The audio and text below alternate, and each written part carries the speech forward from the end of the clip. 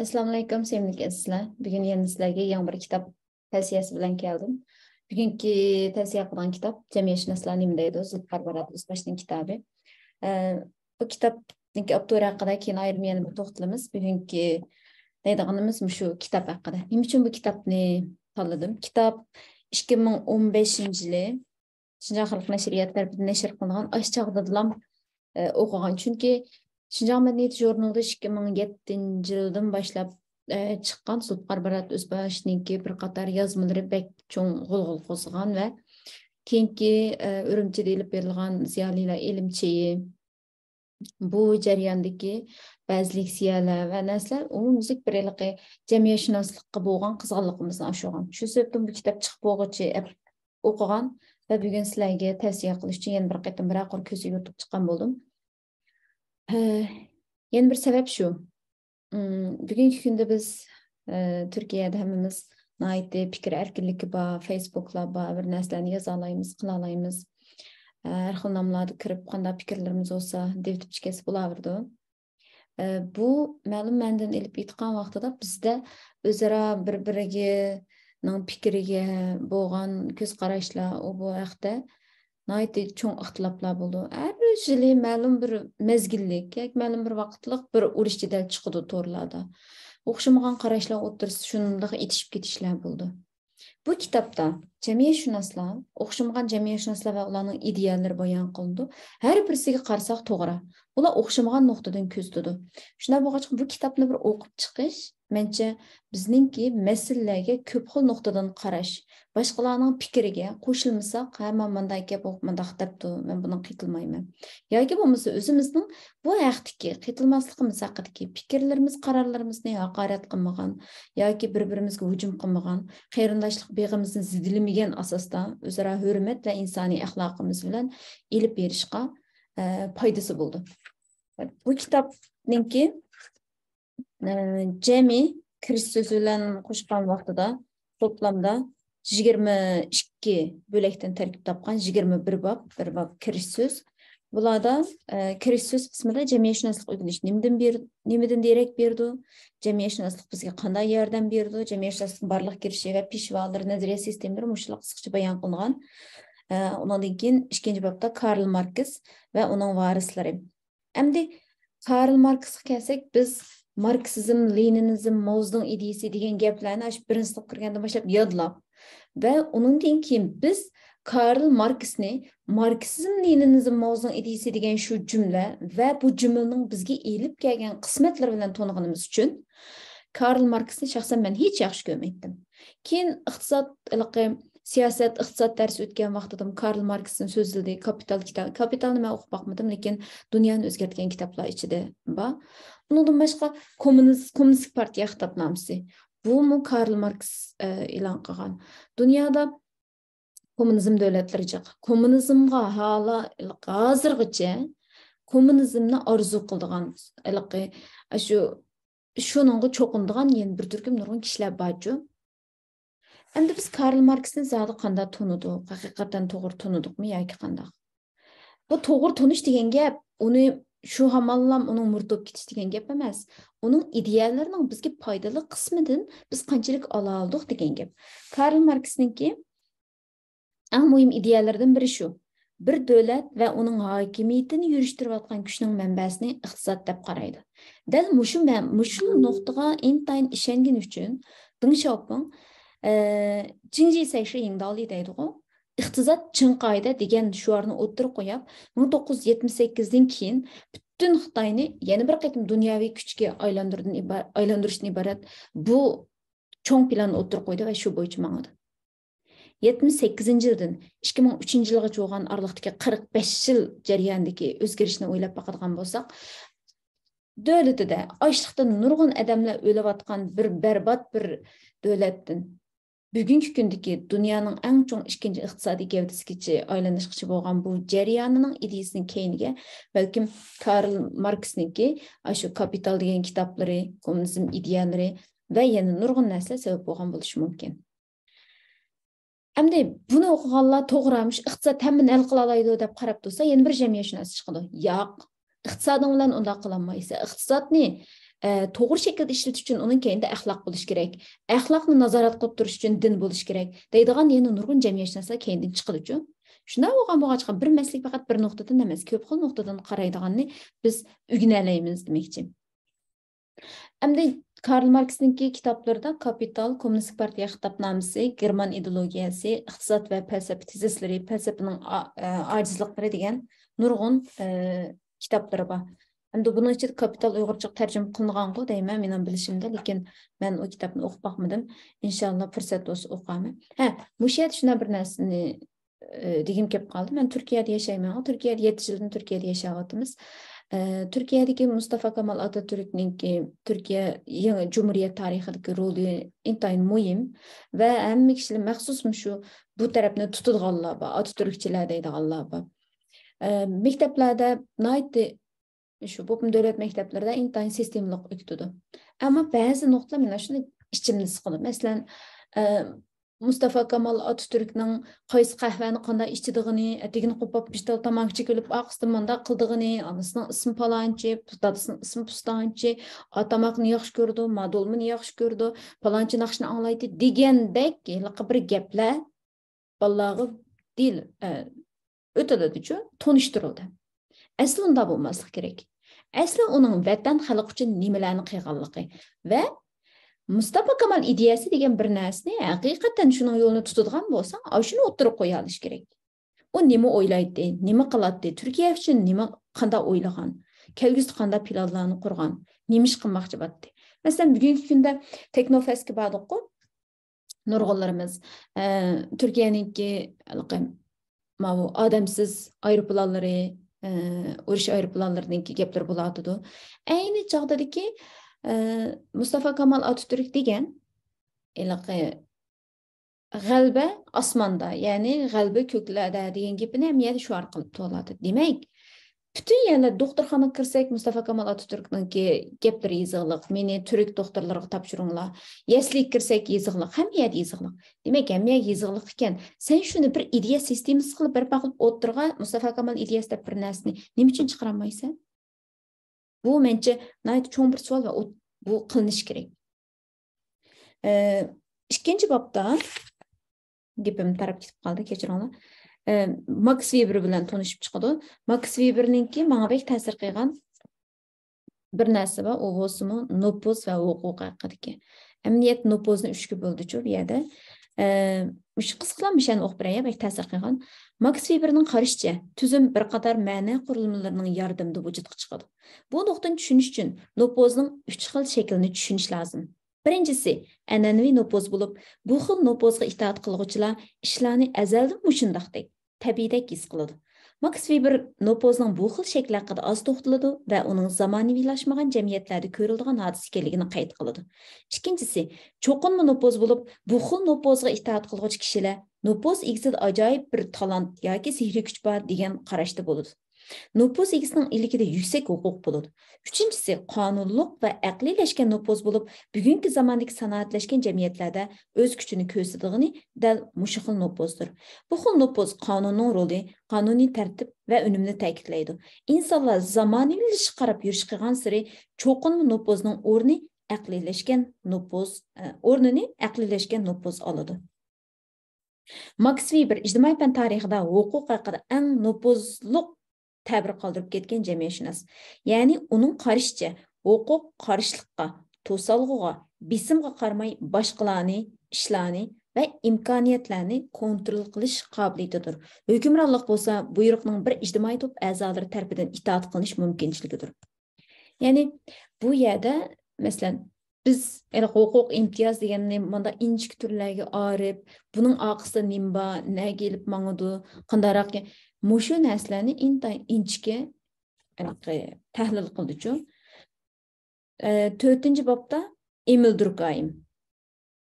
Emil Durkheimninki shu eng chaqda o'qigan vaqtida menga bek ta'sir qilgan yer nima edi desanglar, kollektiv vijdon va topdan chiqish degan mush ikki temasi menga ta'sir qilgan.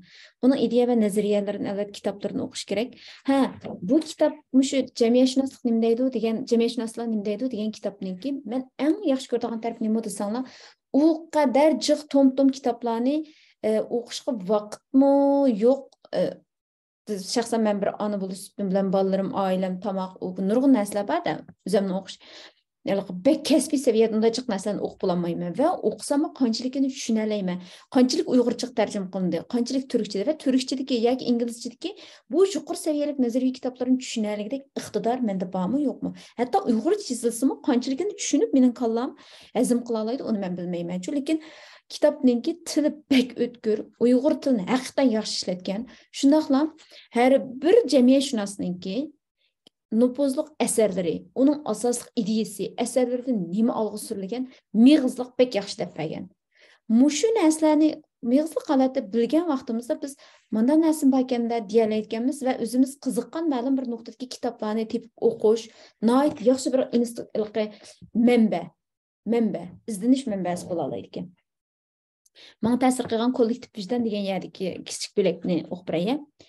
Emil Durkheim'nin qarışıca bir cəmiyyətdə kişilərini özünün psixikalik alaylıqlardan başqa prinsiplarga əməl qılıb yaşashqa undaydigan aqida yıldız tartqanda ortaq qimmat qarashları və əxlaqi mizanlar madaniyat şəkillərdə görülgəndə onun nəticəsi kollektiv vicdan şəkildə ifadələndi.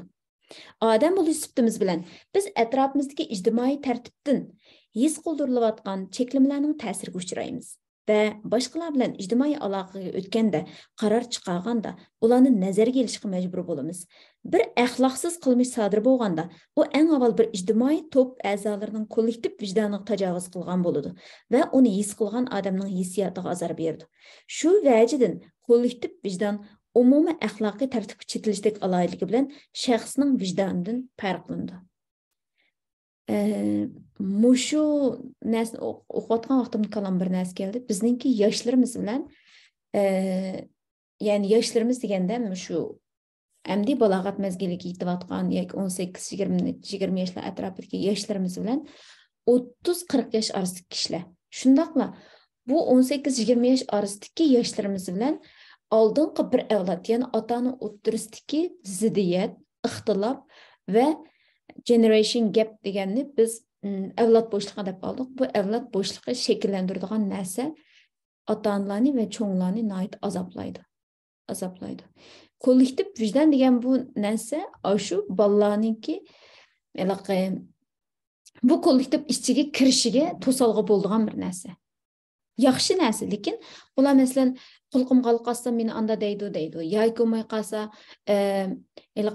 bir yerga chiqib olgan bo'lsa manda bo'ldi deydi. Yoki mana qilsa ularning oshini qig'isi bor, shu narsalarni qig'isi bor. Lekin bu narsalar bilan Uyg'ur kollektivining ichiga kirmaydi. Shundan asosda buningdan jiroqlab ketadi va texmo yo'qolib ketadi. Ularning o holiq esishi yoki bir yerlarga chekib olishi va yoki moda qo'g'ilishi yoki ishdan tizning to'piga chiqarib qo'yib bir qanday bir yerni jitilib keshi degandek narsalar to'g'rimi? Shaxsan menga nisbatan to'g'ri emas, ammo biz ularning shu narsalar sababli bu yerda ularni bu kollektivning sirtiga chetga qoqqan vaqtimizda, qabul qilamagan vaqtimizda ular asla buning ichiga kirmaydi. Buning bir o'ttir yo'lni tepishimiz kerak deb o'ylayman.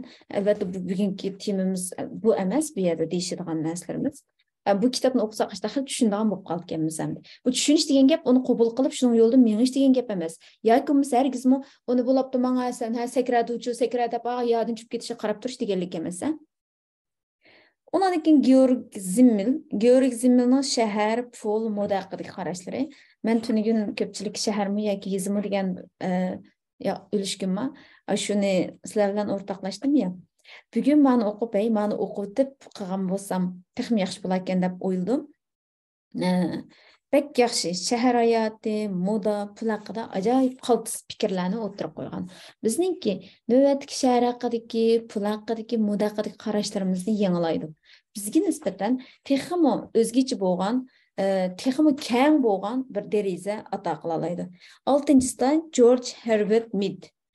Bu kishi asosli o'zlik bilan jamiyat haqidagi nazariyalar bilan dangliq. 7-bobda Karl Mannheim bu kishi bilim bilan jamiyatniki munosabatini o'tirib qo'ydi. Mushu yerda men alayda mushu bobni agarda kitob o'qib, masalan, yoshlarimiz yoki maktabda o'qiyotganlar bu kitapni o'qay deb qolsa, eng burmush 7-ci babdagi Karl Mannheimni bir o'qib chiqsgan deyman. Chunki biz bu 7 yildan buyon, albatta bundan burun batdi, ammo bu yaqinqi 7 yilda so'ngakdan ilik patqadek darajada vatansizlikning, qiyinchilikning, har xil ro'yi, iqtisod, nurg'un qiyinchiliklarni ichimizgacha his qilmoqchi. Bu yoshlarning texmi ro'shan darajada his qilmoqlar.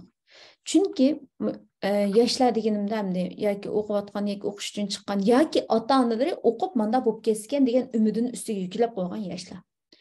Endi jon boqmiz texi, bolalarimizni boqmasak texi, tirikchilik qilmasak texi, bu yerda biz bilimni tanlamdiq yoki tirikchiliknimi degan bir narsa oshda tanlash qilib kelamiz. Bizning o'qiyotgan kasblarimiz, bizning qilayotgan tadqiqotlarimiz, ma'lum masalan pulga yoki bizningki eng to'g'ri ehtiyojimizni qamdashga yetmagan vaqt ichida ba'zi buningdan voz kechib, jon beqishga tushishga majbur bo'lamiz.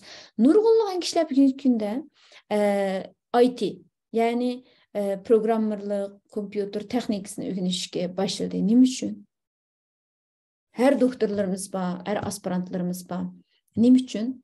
Chunki insonning eng asas ihtiyoji qolmay turib, uning ustid ehtiyojlariga chiqolmaymiz. Maslow'ning dunyoni zilzilaga solgan ehtiyoj nazariyasi dal mushu narsa shu. Ehtiyoj nazariyasi Maslow'ning mana 6 turga bo'ldi-ku, mana piramida shaklli. Eng ostida insonning bexatarlik ehtiyoji. Ya'ni insonningki moddiy ehtiyojlar, masalan, uy, yemek, ichmak, tamoq. Onun sel üstündeki yaxşı görülüşü, müştaq qilib qatlamlarga bölündü. Bu bilim, tadqiqot deydigan narsalar xeyli bak yuqori qatlam. Ammo buni deb jon beqish qilib o'tib kelsak, bilimning u kesib o'qsak manchilik maash olganmiz. O maktabda o'qib baqmagan degan toshchilik qaylanglar, palonchi, pistonchi hojim qaranglar, anchilik pul tep ketdi, manchilik pul tep ketdi. Ammo bugungi kunda dunyo qilib turayotgan narsaning bilim ekanligini his qilyapmiz. Mesela burunqi cho'ng boylar balkim uy mulk sohasidan, sog'lomlik sohasidan, mesela Buffettdek mablag' selish sohasidan yoki Bill Gatesdek elektron texnik sohasidan mundaq qilayotgan bo'lishi mumkin endi. Bugungi kundagi Elon Musk qaranglar. Elon Musk dunyoni butunlay o'zgartirib boradi. Bir kishi o'zininki sun'iy amrosini qo'yib turadi, oyga chiqib tushyotidi. NASA bir davlat dunyodagi eng cho'ng o'rin NASA. NASAga o'xshash ishlarni qilyotdi mi bir shaxs. Dunyo o'zgaryotdi. Bilim va texnika hech qachon modadan qolmaydi. Bugungi kunda bu biz uchun ochiq bir tanlash. Ammo bilimni cho'qim puli bala, bilimi balani qo'llash kerak. Ularga ma'lum mezgillik yaxshi o'qiydiganlarni, sarxillarni tanlash, o'qitish, bilimni bizning bilim va ilmiy shakldagi iqtisodni umurtqa sohayimizga aylantirish kerak musofiratda. 8-ci babda Alfred Schutz hayot va hodisa jamiyatshunosligini deydi. 9-ci babda Talcott Parsons ijtimoiy harakat, ijtimoiy sistema va qimmat qarashlar haqida ko'z qarashlarini o'tirib qo'ydi. 10-ci babda Frankfurtchilar fikr yig'imi va tanqidchilik nazariyasi, 11-ci babda Jürgen Habermasning dialoglash inqilobi. Muşuni o'qitib, yana birisi dialoglashish. Dal bu bizningki bu dialoglashish, o'zaro paranglashish degan odatdagi bu saviyada to'xtab qolmaydi. Bizning dunyo bilan qaysi shaklda bo'lishimiz. Biz qolamiz birinchi qavatda dunyo katta 100-chi qavatda o'sib bu yerda dialog deydigan bir narsa bo'lamdi, bo'lmaydi. Shuni bumi alayda o'qib beqishga tavsiya qilaman. 12-ci babda Serayt Millisning tanqidchilik ideyalari, 13-ci bab Ervin Goffman Özlük ve hayat. 14-ci babda Michel Foucault bu bilim arxeologiyasi ve ideya sistemasi tarixini haqida o'zining ko'z qarashlarini o'tirib qo'ydi. 15-ci babda Peter Berger ijtimoiy qurilish, reallikning ijtimoiy qurilishi haqida qildi. Biz yilqi to'xtamay qanday qilib kuchlanamiz, qanday qilib ittifoqlashimiz, qanday qilib o'mlishimiz, qanday qilib to'rt uyg'ur bir yakili bir ishlarni qilamiz, to'xtamay o'zimiz ashta qilib ketamiz ya. Buning yo'llari nimadir?